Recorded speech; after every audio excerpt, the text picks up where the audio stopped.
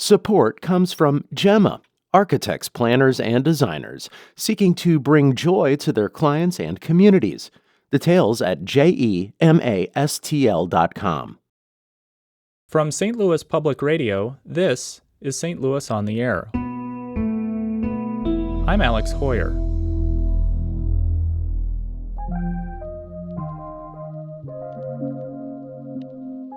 Missouri school districts began this school year with a new state law in place that restricts the use of cell phones during the school day. St. Louis Public Radio education reporter Hiba Ahmad is now here to tell us more. Hiba, welcome back to the program. Hello. Good to be here. Broadly speaking, cell phone use during the school day is restricted in Missouri now. What does the state law require? Yeah, so this is a cell phone restriction. It also goes out to, Bluetooth headphones, smartwatches. So think about an Apple Watch and other, kind of personal devices for students. And it's basically any way that students can communicate with each other. And it's a bell-to-bell ban. So students are asked to tuck them away as soon as the morning bell happens. And they're allowed to pull them out after the school day ends. There's some carve-outs for exceptions. That includes, in case of an emergency, of course, if students have a medical need. So let's say they have reminders on their phones to maybe take a medication or something. And then they have another exception for students who have individual education plans or IEPs. So if they use their phones to support them in their learning. So that's the broad strokes. And then, of course, part of the law also requires that school districts adopt the policy, implement it, but also have some measures in place for discipline in case students, are not following the rules. You mentioned an Apple Watch. Are students not allowed to wear an Apple Watch? No, so that's a little bit of flexibility that's there in the law that some school districts will allow students to keep their Apple Watches on them, use them for like timekeeping purposes, maybe to check for their steps or something like that, but really not using them to text each other, their classmates and such. Yeah. So you said it's up to the school district. So how much flexibility is there in terms of how Missouri school districts enact the state law? Sure. So the flexibility is really there for how students are asked to store their phones. So in the case of Rockwood School District, they will store their phones in their backpacks. And an interesting point I think that Superintendent Curtis Kane made about that was that, he still wanted to respect, the space and the property, I think, of the students to kind of be like, hey, look, you do have a little bit of agency. We still want you to have your phones in case of an emergency. And of course, some of those exceptions, but we do want it out of sight, out of mind. And then there is some flexibility of, on the point of storage, some school districts, for example, in Ferguson Florissant School District, they have used those Yonder pouches, which are those magnetic pouches that students can tuck their phones into, and they lock at the start of the school day and reopen at the end. That policy has kind of had some mixed reviews here and there because students have found ways to open up the pouches. You don't say. Yes. But and then there's also some flexibility about discipline, right?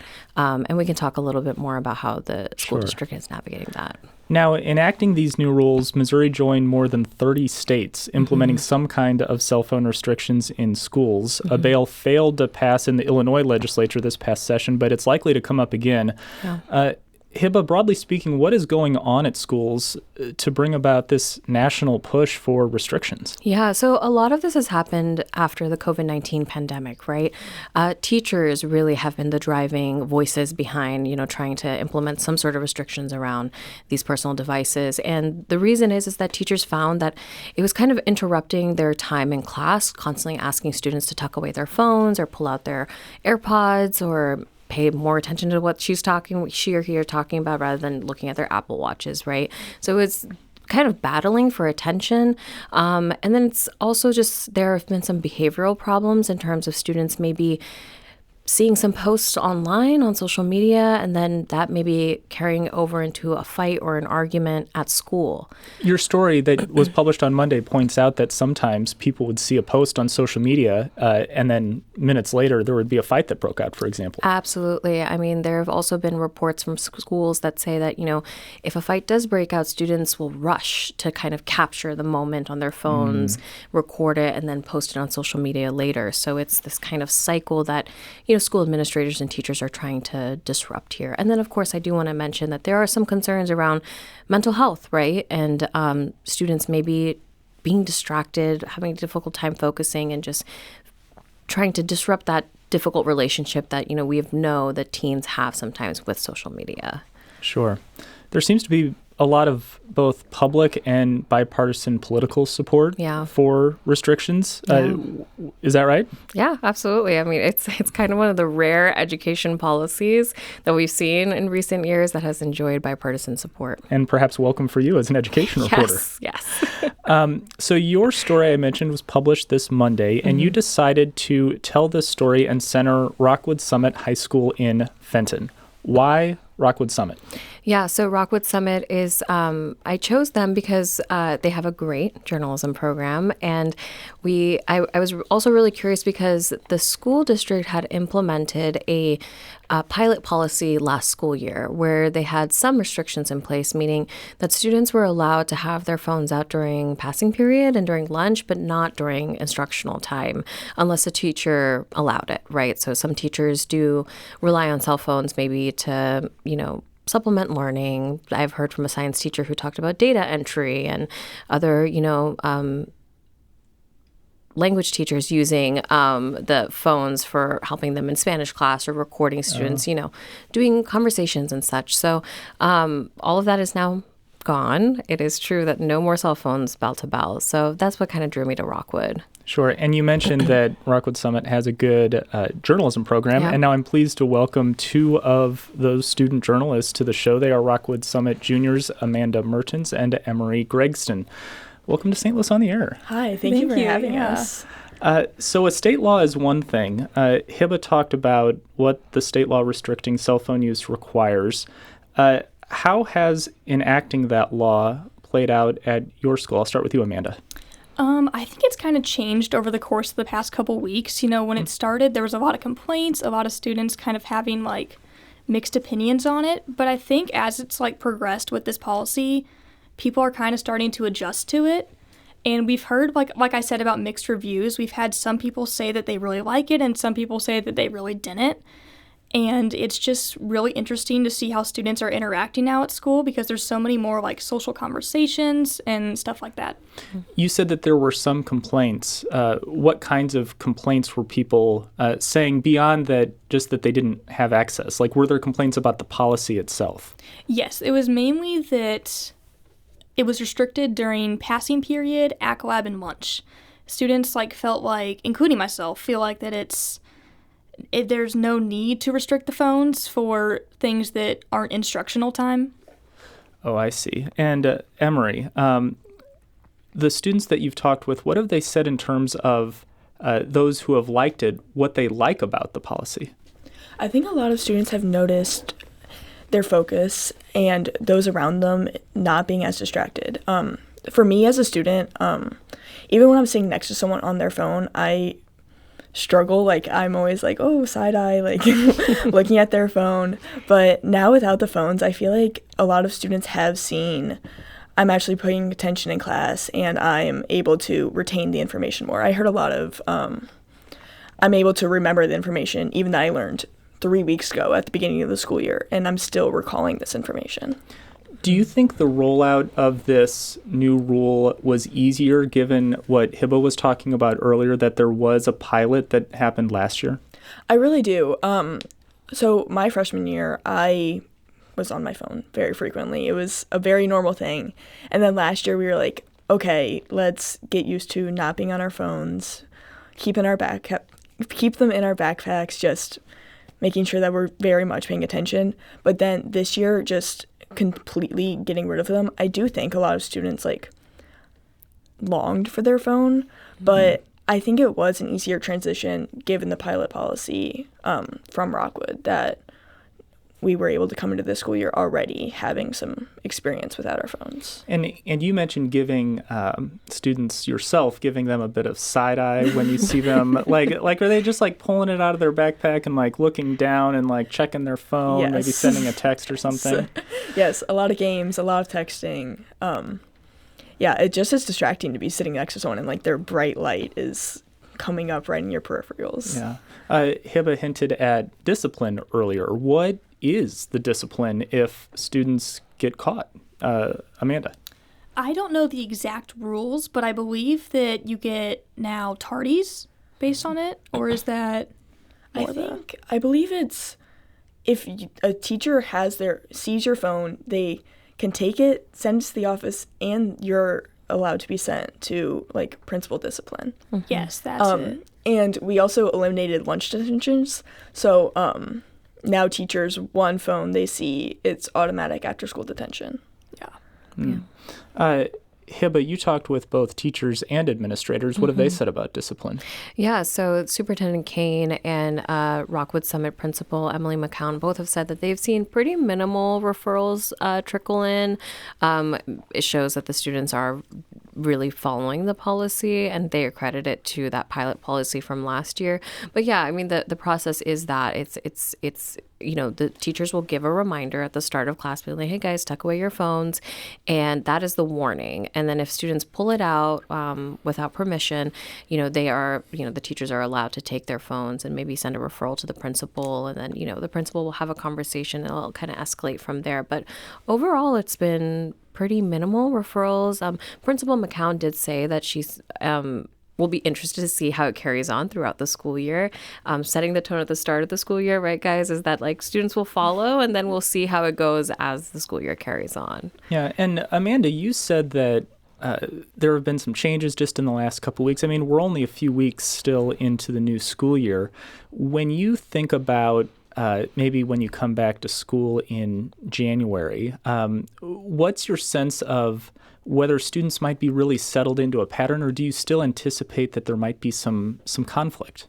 I'm sure there will still be some conflict, but I bet that as we get like more and more into this, people are going to get more settled in and more adjusted to it, and I think there'll be less complaints, less like pressure to get on your phone. Like especially for me, it was more of like a pressure, like I have to check my phone. And now that everyone doesn't have to do that, there's kind of like less a weight on my shoulder, and I'm able to just kind of chill out and get through class. So I feel like without having the pressure of the like pressure to check your phone, it's a lot more relaxed.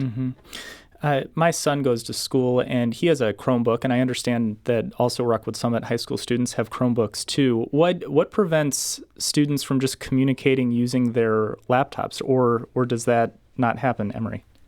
Not much does prevent students from using their Chromebooks to communicate. I think the biggest thing that would prevent a student is it's a lot more obvious to communicate through a Chromebook. Like, it's a big computer sitting on your desk, and teachers can obviously just say, like, close your Chromebook. But if it's a phone, it's less visible to the teacher, especially if you're in the back of class and it's low. But with a Chromebook, I think the only thing preventing is just the visibility to teachers. And it sounds like if you had access to your phone, you're probably checking social media, but you might not be doing that as much on the Chromebook. Amanda?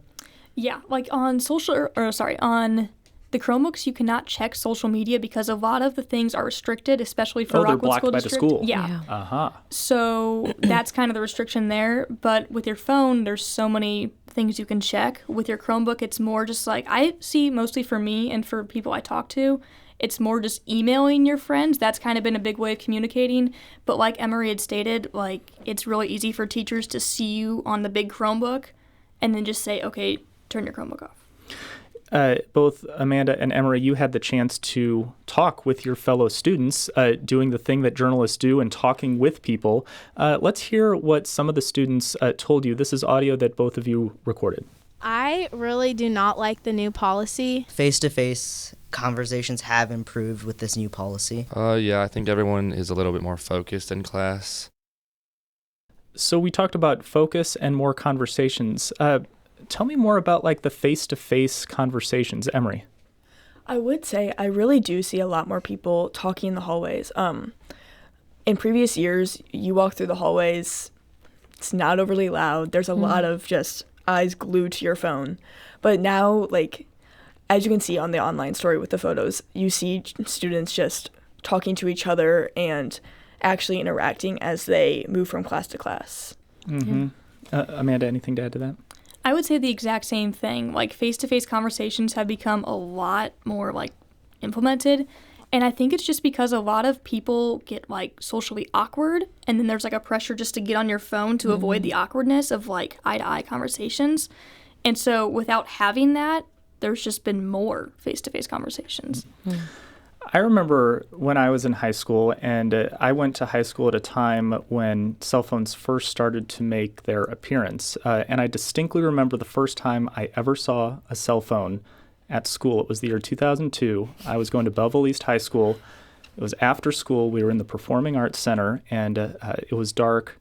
The stage was lit up, and toward the front of the stage, we start to see just a bunch of students like huddling around, and I go over there and I'm like, what is going on? And there was a student who had a Nokia phone, and they were playing that classic snake game.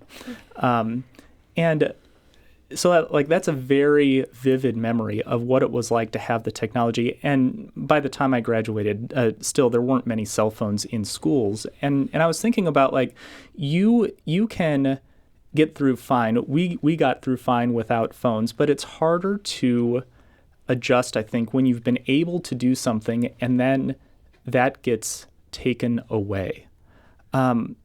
We heard a little bit about in that audio that we played about that, but what about this having it and that having it taken away? I would think that there may be some hurt feelings about that, Amanda. Yeah, definitely. Like kind of like you said, like it was different for like your generation where you just have it, like you get it, like you didn't have it before, but now it's there.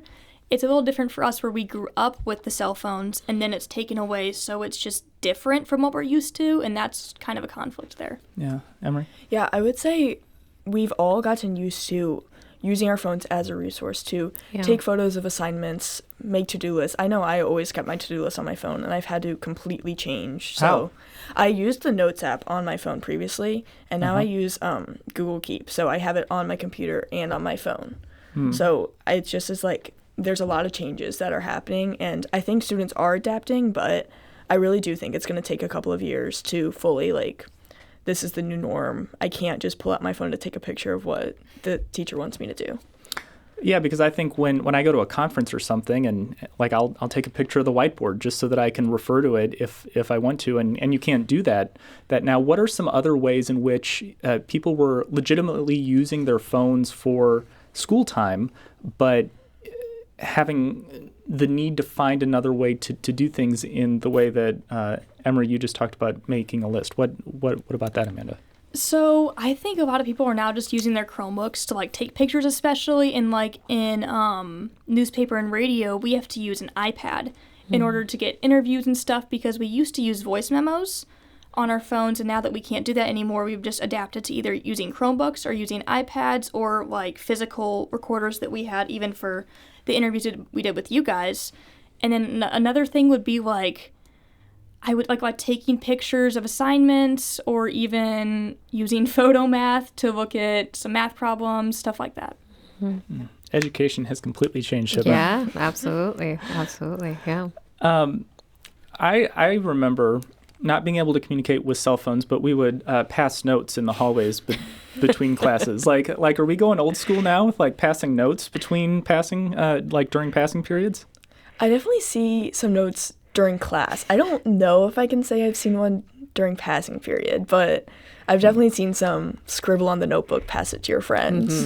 Not necessarily like folded up yet, but we're getting there. Well, and there are very specific ways you can fold notes too. I mean, I don't know if that skill exists anymore. Maybe it's been passed down by Gen Xers and millennials. Yeah. Well, one creative way that I saw a TikTok about this, and I asked some of the teachers at Rockwood Summit about this, which is students will sometimes pull up a Google Doc and invite all of their classmates to it and then be typing in the Google Doc because you can see it in real time. And I'm like, oh, so you guys brought back IM, which is instant messenger from my time. So well, and when I was in college, we would have a Google Doc and we'd just write in the Google Doc. Everybody would have their color and go to town. Exactly.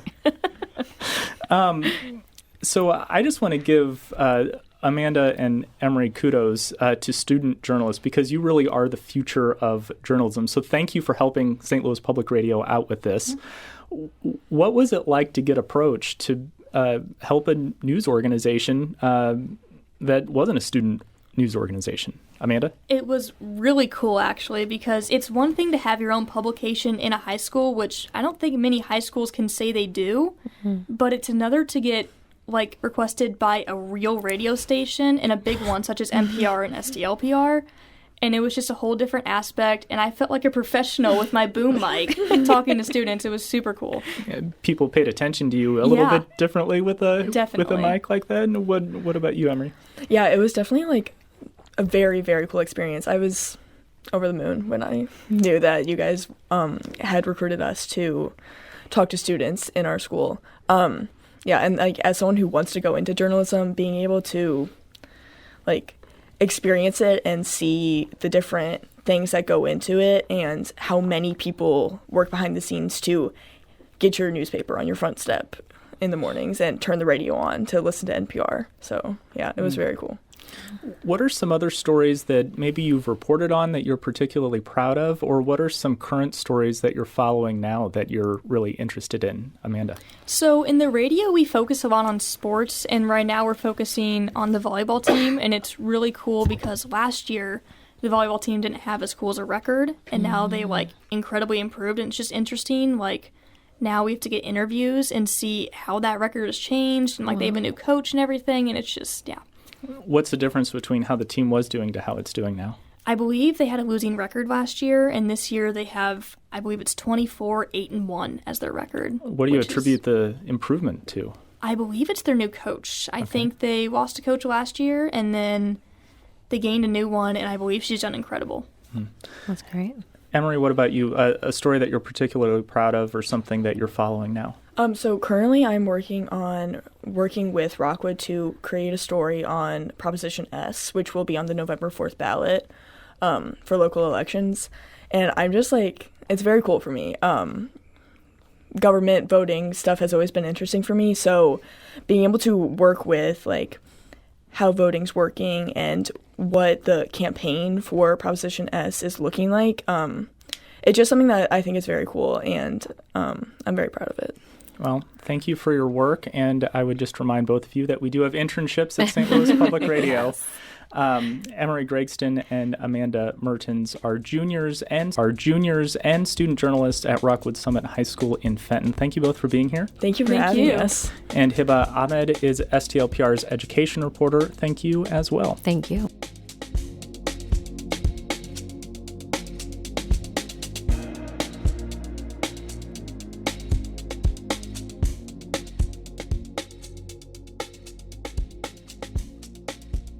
Today's episode was produced by our executive producer, Alex Hoyer. Audio engineering and podcast design by Aaron Dorr. St. Louis on the Air is a production of St. Louis Public Radio. Understanding starts here. Do you find yourself regularly listening to episodes of St. Louis on the Air? Suggest us to a friend you think might enjoy our conversations. And leave us a review and rating on Apple Podcasts on the App Store. It's the simplest way to help people discover our show. Thanks. St. Louis Public Radio is a member-supported service of the University of Missouri St. Louis.